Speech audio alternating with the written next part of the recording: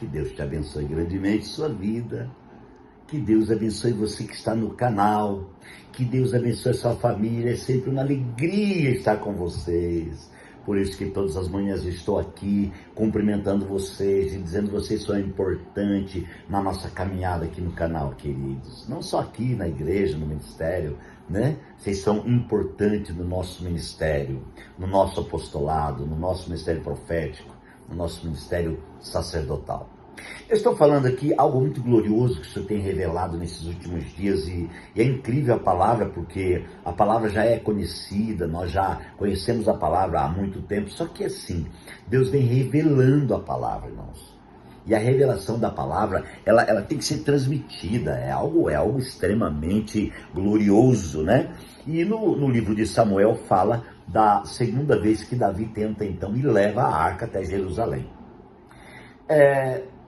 Por causa do primeiro episódio, eu imagino que havia um medo, um temor muito grande.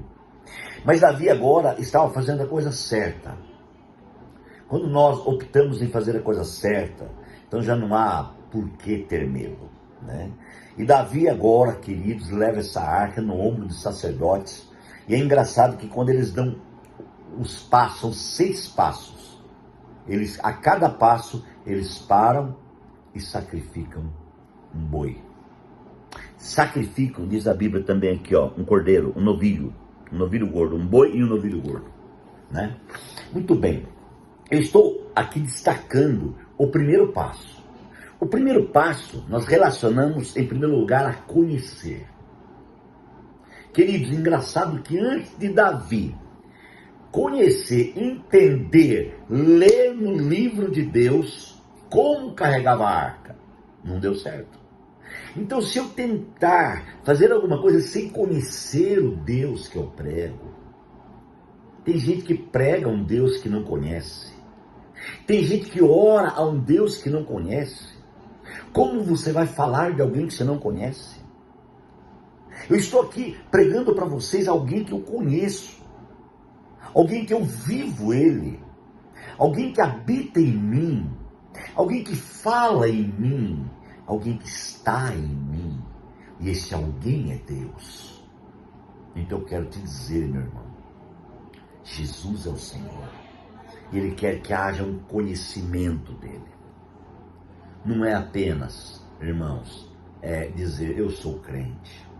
O diabo um dia diz que também é crente, mas conhecer, ter conhecimento. Aí, o segundo ponto desse primeiro passo é reconhecer. Não adianta eu conhecer e não reconhecer. Porque assim, ó, eu posso conhecer e não reconhecer. Agora aqui é uma sequência. Vamos lá? Então, conhecer, reconhecer e vivenciar. Como eu vou vivenciar algo que eu não conheço e que eu não reconheço? Então, é uma corrente. Deus leva você a conhecê-lo. Deus leva você a entender quem você é nele. É o que fala no livro de Filipenses, capítulo 3, ali pelo verso, acho que 9, né? Que o Senhor nos leva, irmãos, a conhecer. Deus nos chamou para ser um com Ele. Mas essa é uma realidade. Essa chamada tem uma realidade. Eu não posso pegar essa chamada e fazer dela uma religiosidade. Eu preciso entender no Espírito qual é o plano e o propósito que Deus tem com a minha vida. Primeiro Ele quer te fazer você conhecer. Para você conhecer a Deus, você primeiro vai ser levado por Deus a conhecer você.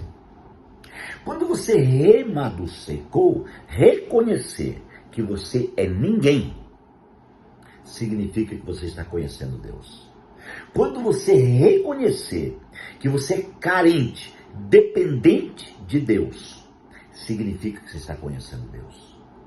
Quando você reconhecer que você não tem força, que você é pequeno e que você necessita da presença manifesta de Deus, significa que você está conhecendo Deus. Então, juntando o reconhecimento com o conhecimento, vem o vivenciamento. Agora, vivenciar está ligado aí, amados, já pregamos muito sobre isso, sobre até o desfrute, porque o vivenciamento leva você ao desfrute. É como você pegar uma fruta muito bonita e você falar assim, eu conheço essa fruta. Essa fruta é uma manga de tal país que é uma manga muito gostosa. Tá, você conhece, você leu, você sabe. Mas você precisa agora reconhecer que para você falar da manga, você tem que participar dela. Então essa é a linha que eu escrevi aqui. Então você tem que conhecer, reconhecer e vivenciar. Aí quando você reconhece que você precisa chupar a manga para você falar dela, aí você pega a manga, começa a chupar, começa a vivenciar a realidade da manga. Esse é o caminho divino na vida de todos nós, como homens. Precisamos conhecer, reconhecer que somos carentes e vivenciar a presença manifesta de Deus. E entender que o legado de Deus é a presença dele manifesta em nós, com o propósito de edificar. Que coisa linda que é esse plano, né? Então, conhecer, reconhecer e vivenciar a divindade. Agora, a divindade, eu escrevi aqui divindade toda inclusiva. A divindade não é alguém, irmãos, para a gente olhar de longe e dizer é divindade. Oh Deus maravilhoso, que mora lá no céu, tão longe, o Senhor pode ter misericórdia e vir para a terra e nos abençoar.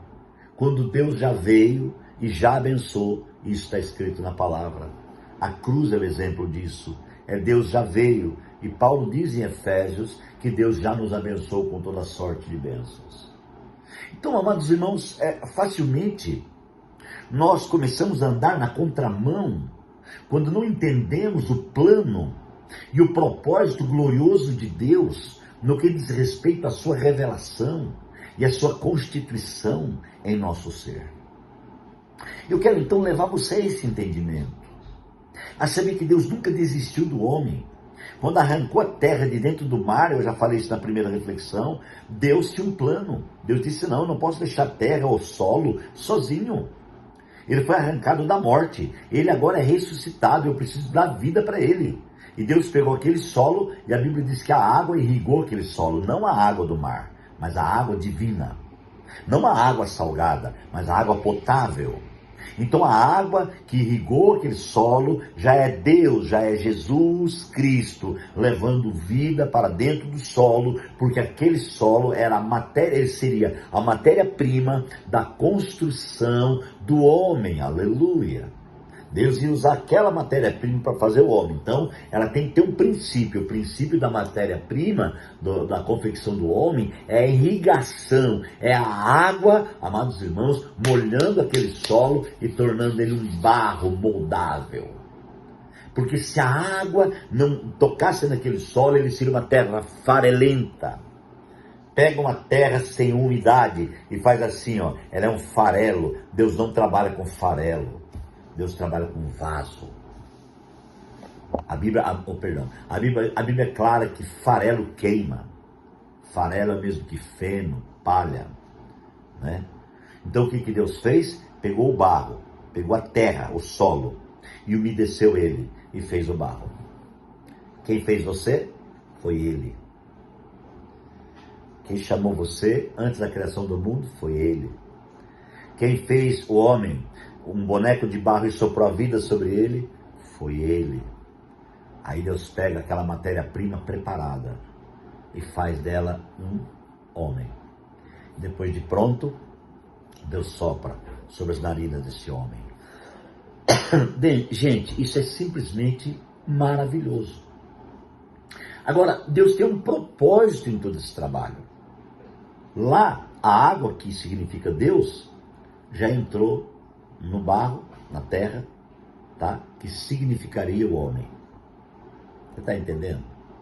Vai pegando o que Deus está revelando aí. Então Jesus Cristo entrou no barro. Deus entrou no barro. Deus fez o barro. para depois o homem ser confeccionado do barro. Então o barro já tinha o quê? A essência divina. A partir da essência divina, nós temos uma matéria-prima pronta e preparada para uma obra. O oleiro, ele não consegue fazer um vaso de uma terra seca. Para que o vaso seja feito, a terra tem que estar molhada. Ela não pode chamar só de solo ou de terra, tem que chamar barro. Barro é a unidade, é a comunhão da água e da terra. Então vai vendo o que Deus está falando. Então o Senhor fez uma comunhão. A primeira mesa revelada na criação, eu creio, foi lá antes da criação do mundo. A segunda mesa, eu creio, foi ali, quando Deus arranca o solo de dentro da morte, das águas de morte, que são os mares. E aí Deus pega o homem, irmãos, que é a matéria-prima, que ele ia fazer o homem, e ele então ministra dentro do homem. Não é tremendo isso? Eu vou ler para você o texto, tá rapidinho aqui, Gênesis, né? Gênesis, amado, olha que tremendo isso, né? Diz assim, ó, que, amados irmãos, vamos ver aqui onde é que está. Gênesis capítulo 2, né? Capítulo 2, diz assim, ó. Deus não tinha feito chover ainda. Então ainda não tinha brotado nenhum arbusto do campo, nenhuma planta havia germinado, porque o Senhor não tinha feito chover sobre a terra. Também não havia homem para cultivar o solo. Todavia brotava água da terra e irrigava toda a superfície do solo. Então, essa água que brotava da terra era Deus preparando o solo, fazendo dele um barro, para fazer desse barro o homem, para ter a vida de Deus. Vamos orar? Que Deus te abençoe. Obrigado, Pai, por mais uma palavra. Que o Senhor sustente as nossas vidas e nos abençoe abundantemente. Pai, é a nossa oração em nome de Jesus. Que Deus te abençoe e até amanhã.